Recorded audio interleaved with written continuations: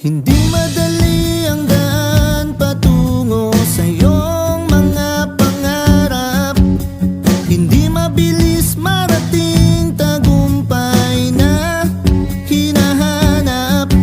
Minsan madadapa, matutumba, luluha, masasaktan, mawawalan ng pag-asa. Pero lagi mong tatandaan, ang lahat ng bagay ay pinaghihirapan. Kaya tuloy